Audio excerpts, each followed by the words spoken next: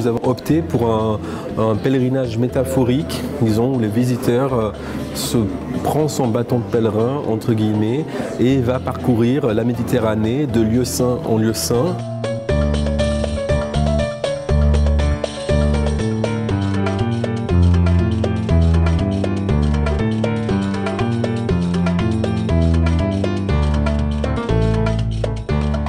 Là, plus qu'un lieu, en fait, nous consacrons cette partie à des passeurs et à des témoins du partage interreligieux. Nous avons choisi de focaliser sur la figure de Louis Massignon, qui est en fait un islamologue français du XXe siècle, qui a dédié sa vie à la compréhension et à la connaissance de l'islam, et qui est connu pour aussi avoir été un précurseur du dialogue islamo-chrétien. Nous avons aussi la chance d'exposer de façon inédite à la fois son Coran, un chapelet musulman, un chapelet chrétien, et ainsi qu'un coffre de dévotion, parce qu'en fait Louis Massignon a été ordonné prêtre en 1950, ce qui est moins connu. À la fin de sa vie, en 1962, on l'a qualifié, on a dit de lui qu'il était le plus grand musulman parmi les chrétiens et le plus grand chrétien parmi les musulmans.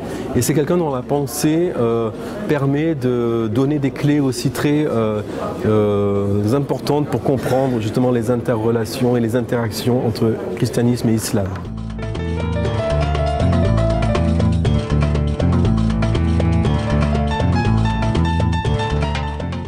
Quand on parle de lieux saints partagés, c'est à la fois de lieux qui sont partagés dans le bon sens du terme, mais aussi de lieux qui départagent et donc qui opposent ou qui divisent. Là, nous sommes devant le tombeau de Rachel, donc la mère de Joseph.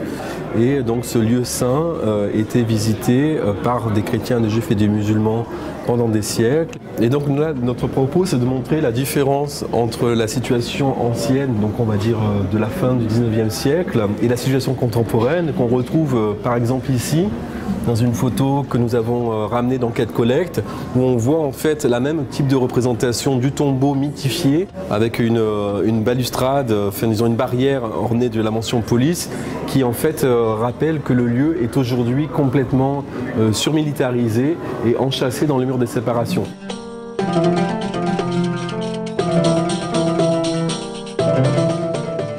Ici toute une série de photos qui sont d'un artiste italien, Ivo Salietti.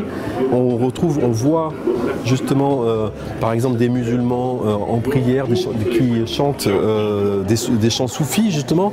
Là on voit Paolo Dall'Oglio justement sous la tente d'Abraham avec des amis musulmans.